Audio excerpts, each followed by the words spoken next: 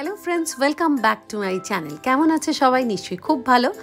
देखो जामाई षष्ठी केटे गेछे प्राय तो मासखानेकेर काछाकाछि होते चललो, किन्तु आमादेर जामाई षष्ठीटा आल्टिमेटली अनेकटा परेई हलो।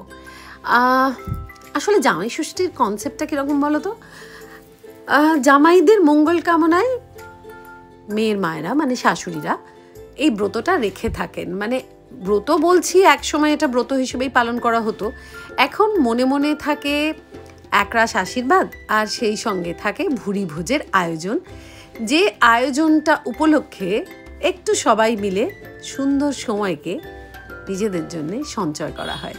তো সেরকমই সুন্দর সময় সঞ্চয় করতে আমরা এই কয়েকদিন আগে একটা রবিবার দেখে মায়ের ফ্ল্যাটে পৌঁছে গিয়েছিলাম এবং আমরা আগে থেকে ঠিক করেছিলাম যে এই দিনে মাংস টাংস করবো না, একটু ইলিশ মাছ খাওয়া হবে। আসলে ইলিশ মাছ যখন রান্না হয় তখন আমাদের দুই বাড়িতে মিলিয়ে মিশিয়ে খাওয়া হয়, আর যেহেতু ছেলে ইলিশ মাছ খুব একটা পছন্দ করে না, তাই জন্য আমরা ঠিক করলাম যে এই দিনে ইলিশ মাছের আয়োজনটাই হবে।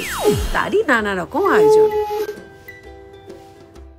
এই আয়োজনে মায়ের ভূমিকাটা আমাদের ক্ষেত্রে কীরকম জানো তো?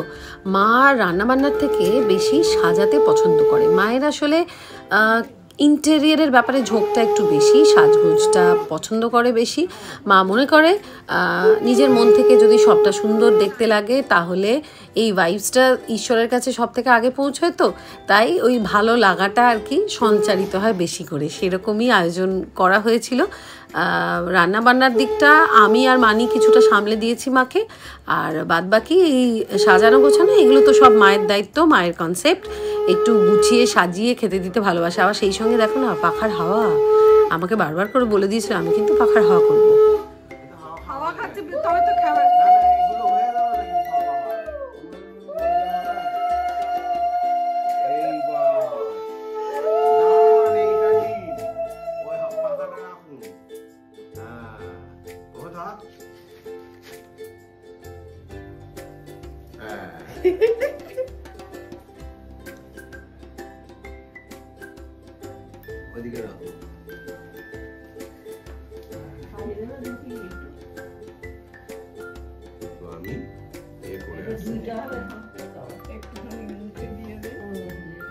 দইটা শুভ জিনিস, তাই এই খাওয়া দাওয়ায় শুভ সূচনা পর্বটা দই খাওয়ানো দিয়েই হলো।